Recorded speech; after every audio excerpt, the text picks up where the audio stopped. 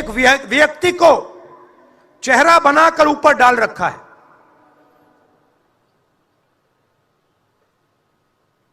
हिंदू धर्म में शक्ति शब्द होता है। हम शक्ति से लड़ रहे हैं, एक शक्ति से लड़ रहे हैं। अब सवाल उठता है, वो शक्ति क्या है? जैसे किसी ने यहां कहा,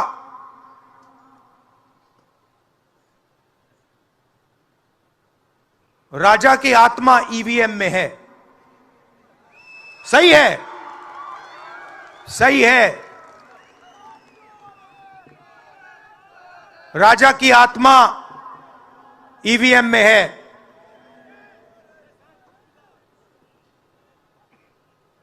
हिंदुस्तान की हर संस्था में है,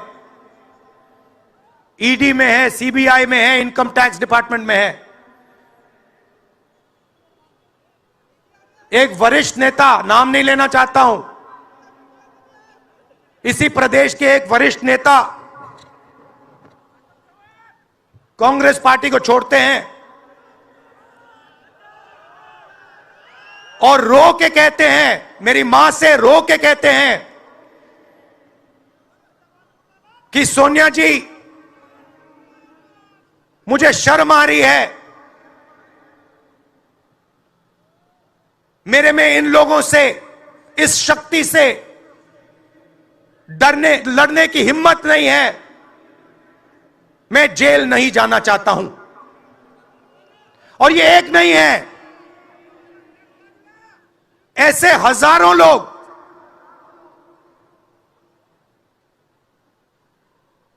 डराए गए हैं। क्या आप सोचते हो शिवसेना के लोग, एनसी के लोग ऐसे ही चले गए?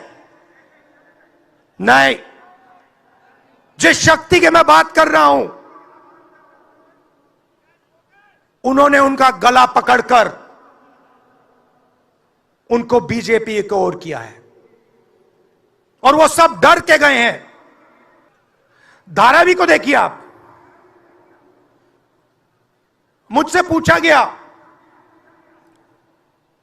कि ये जो यात्रा होगी कहां से कहां होगी। मैंने सोचा,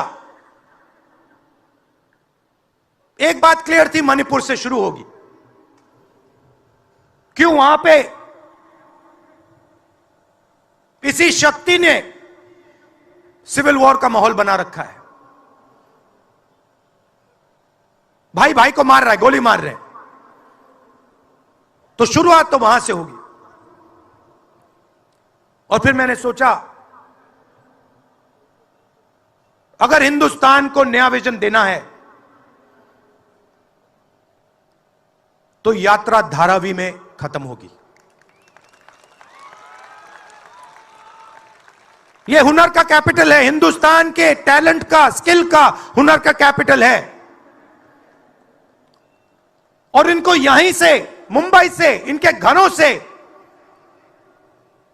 वही शक्ति इनको उठाकर बाहर फेंक रही है।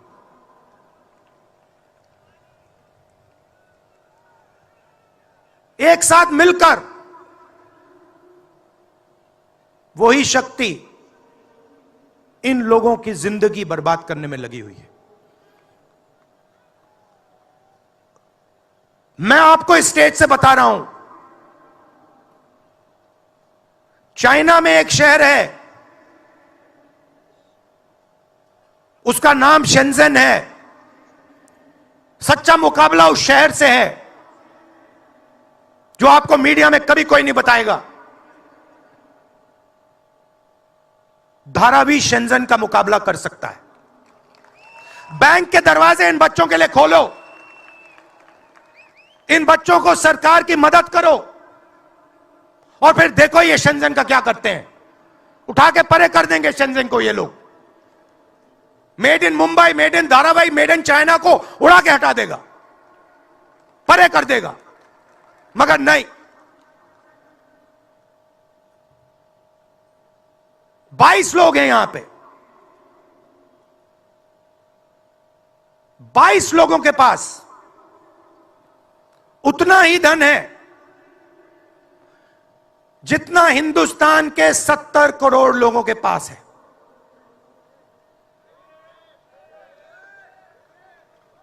हिंदुस्तान में इंटरनेशनल एयरपोर्ट खुलवाने के लिए साल लग जाते हैं। 10 दिन में शादी के लिए इंटरनेशनल एयरपोर्ट खुल जाता है। वो ठीक है, कोई बड़ी बात नहीं है। अगर 10 दिन में शादी के लिए खुल जाता है वो ठीक है, करना है करो, मगर बाकी हिंदुस्तान में भी तो खोलो, बाकी प्रदेशों में खोलो। इन्होंने क्या गलती की है?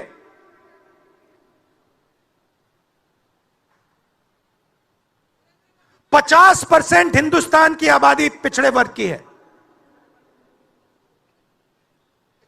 15% दलित, 8% आदिवासी, 15% माइनॉरिटी, 5% 7% गरीब जनरल कास्ट के लोग। मीडिया के मालिकों की लिस्ट निकालिए, नाम दिखा दीजिए मुझे। दलित का नाम दिखा दो, आदिवासी का नाम दिखा दो, पिछड़े का नाम दिखा दो लिस्ट में। एक नहीं मिलेगा आपको। मैं ढूंढ रहा हूं, महीनों से ढूंढ रहा हूं।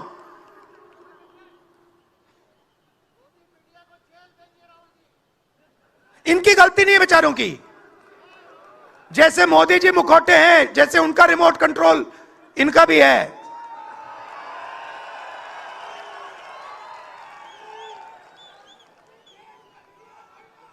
मीडिया में कोई नहीं। हिंदुस्तान की सबसे 200 बड़ी कंपनियों की लिस्ट निकालिए, मालिकों की लिस्ट निकालिए। गरीब जनरल कास्ट का व्यक्ति का नाम बता दो मुझे, दलित का, पिछड़े का, किसी भी गरीब व्यक्ति का नाम बता दो, किसी भी पिछड़े का नाम बता दो 200 कंपनियों के मालिक की लिस्ट में। नहीं मिलेगा। 90 अफसर इस देश को चलाते हैं। मैंने सिस्टम अंदर से देखा है, मैं समझता हूं सिस्टम को, इसलिए मोदी जी मुझसे डरते हैं। सब कुछ देखा है मैंने, सब समझता हूं। मैं अंदर बैठता था उसमें, सालों में अंदर बैठा हूं। कोई नहीं छुप सकता मुझसे, और मुझे दबा भी नहीं सकते हैं। मोदी जी को दबा सकते हैं तो 90 लोग हैं, उसमें 3 पिछड़े हैं, 3 दलित, 1 आदिवासी। फर्स्ट जनरेशन गरीब जनरल कास्ट का मुझे दिखा दो, उसमें एक नहीं मिलेगा।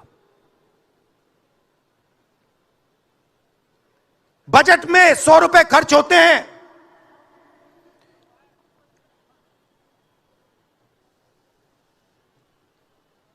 पिछड़े, दलित, आदिवासी सबको मिला दो, 6 रुपए का निर्णय लेते हैं। पॉलिसी कहां बनती है? पॉलिसी ये 90 लोग बनाते हैं, उसमें 200-300 और जोड़ दो।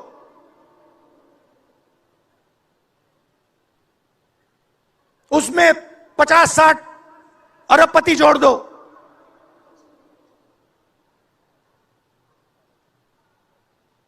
यह है सच्ची शक्ति जो हिंदुस्तान को चला रहा है। और इससे आप कोई नहीं बचेगा, आप में से कोई नहीं बचने वाला। यहां किसी ने ईवीएम की बात की, मैं आपको बता रहा हूं,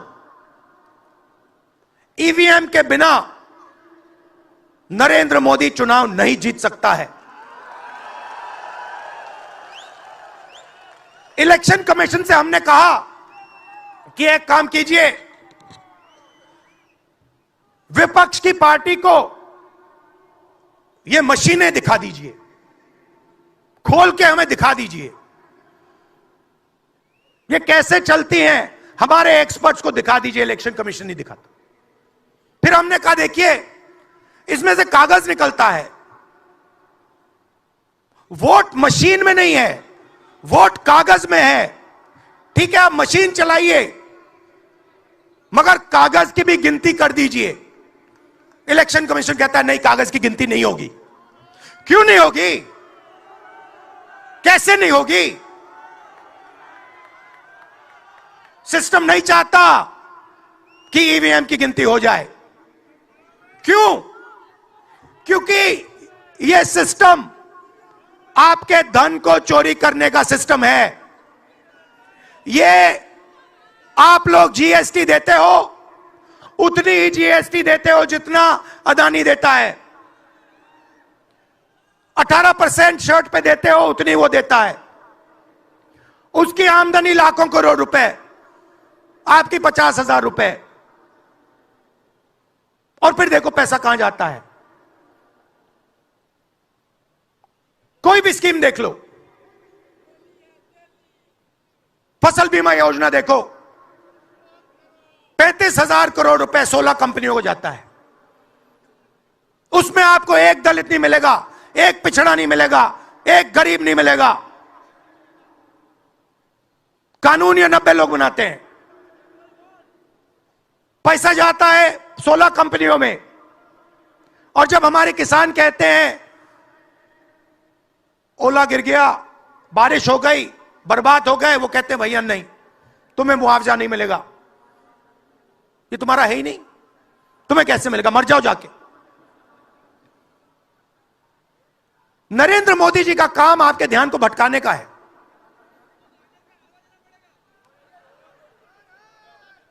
कभी आपसे कहेंगे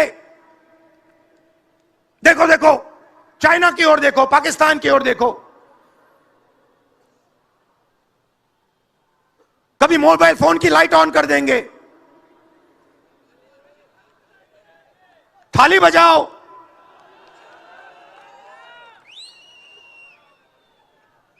कभी कहेंगे देखो मेरा अपमान कर दिया, जैसे अभी किसी ने उनकी पत्नी के बारे में बोला, अब कहेंगे देखो मेरा अपमान कर दिया, ध्यान भटकाने के लिए। अब देखना होगा।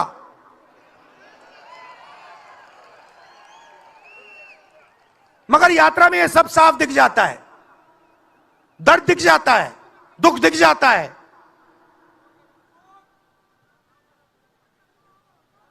चालीस साल से सबसे ज्यादा बेरोजगारी हिंदुस्तान में आज है। मीडिया में आपको एक मिनट के लिए नहीं दिखता।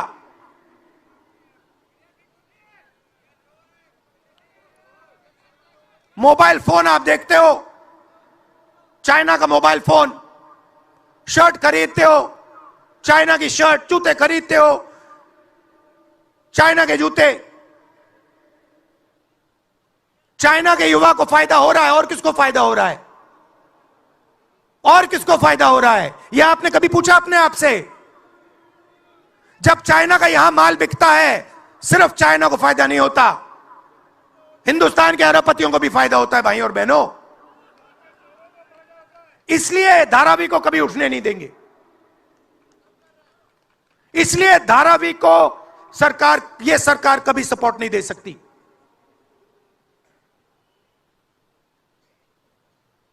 पूरा सिस्टम कंट्रोल में है।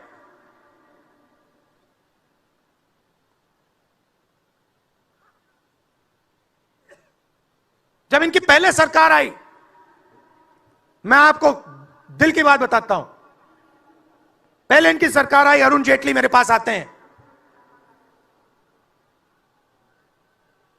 कमरे में बैठते हैं और मुझे कहते हैं राहुल, ये जो लैंड एक्विजिशन का मामला है,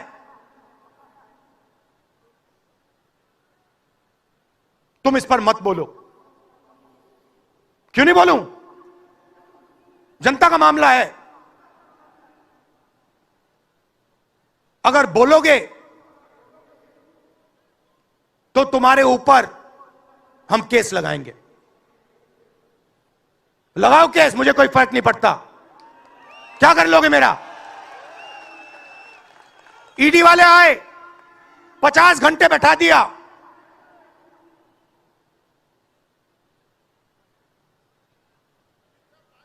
अंत में पता है क्या बोलता है ईडी का अफसर? मुझे पता है क्या बोलता है। कहता है, राहुल जी, आप किसी से नहीं डरते हो, आप नरेंद्र मोदी को हरा सकते हो।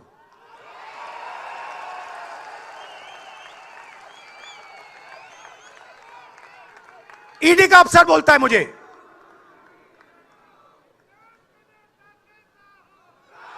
मगर मैं राहुल गांधी नहीं हूं। आप यह मत सोचो कि मैं राहुल गांधी हूं। आप यह मत सोचो कि उद्धव ठाकरे हैं। यह नहीं है, यह हिंदुस्तान की आवाज है। आप देखिए, हर प्रदेश से यहां लोग बैठे हैं। हर व्यक्ति ने अपनी यहां बात रखी। स्टालिन जी ने अपनी बात रखी, सोरेन जी ने अपनी बात रखी। यह हिंदुस्तान बोल रहा है। नरेंद्र मोदी जी की मीटिंग देखिए, वहां सिर्फ एक व्यक्ति बोलता है।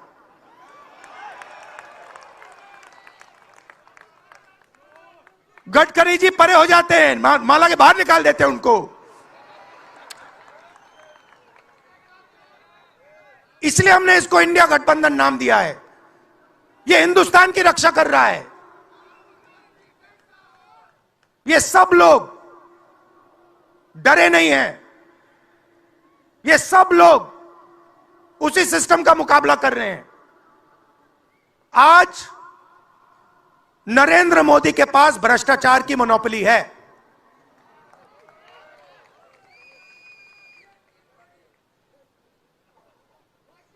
इलेक्टोरल बॉन्ड्स का सिस्टम निकाला। मैं आपको समझाता हूं। यहां पे जो छोटे छोटे सड़कों पे ना एक्सटॉर्शन चलता है, हफ्तेबाजी चलती है ना, वो नेशनल लेवल पे कर रहे हैं ये लोग। मैं बता देता हूं, 4 तरीके की हो रही है। एक, पहले ये कॉन्ट्रैक्ट देते हैं, सरकार कॉन्ट्रैक्ट देगी और सीधा परसेंटेज लेगी। इलेक्टोरल बॉन्ड देख लीजिए, उसमें साफ है।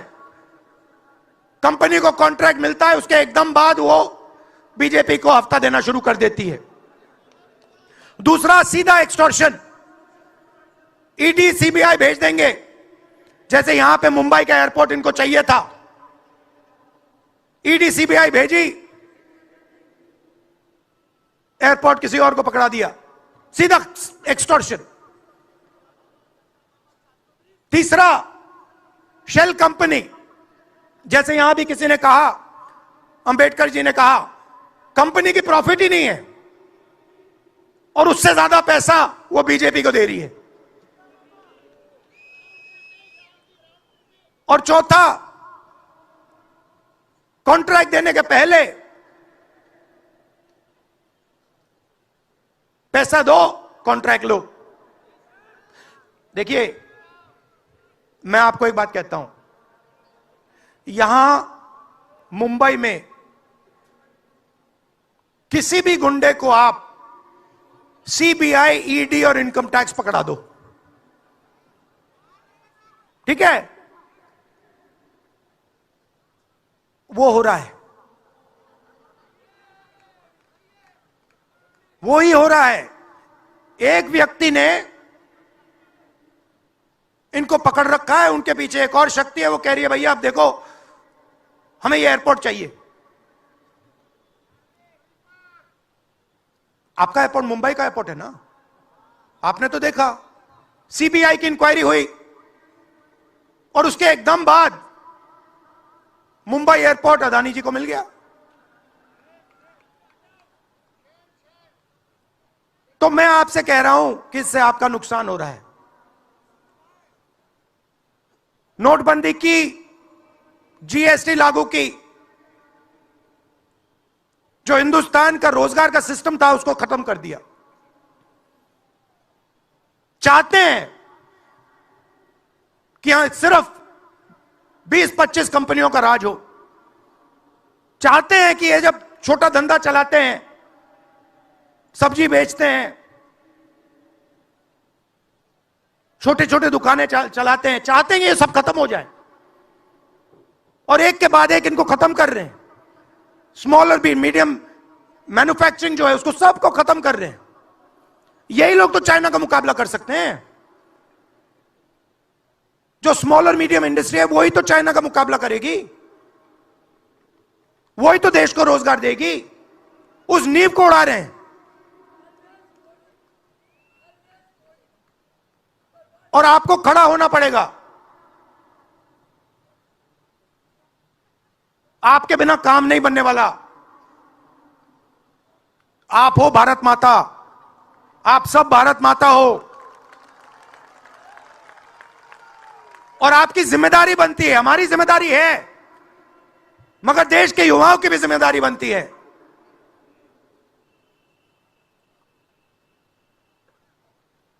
पूरा देश अग्निवीर के खिलाफ है।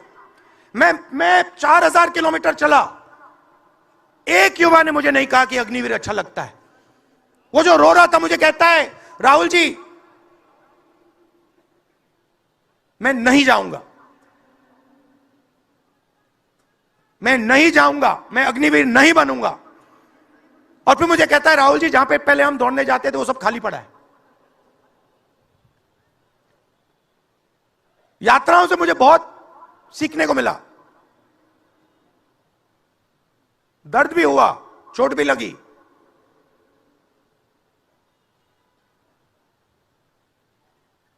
मगर जो प्यार मिला, दिल से जो प्यार मिला,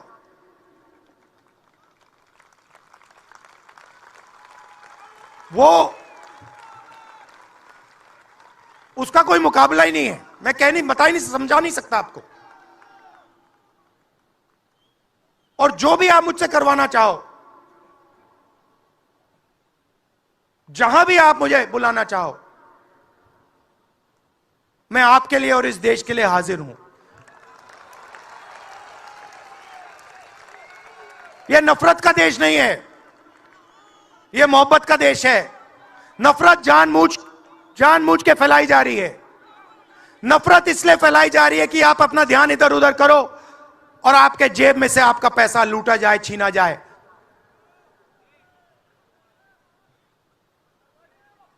तो नफरत को नहीं फैलने दो। जैसे यात्रा से मैसेज निकला, हिंदुस्तान के दिल से मैसेज निकला, नफरत के बाजार में मोहब्बत की दुकान खोलो।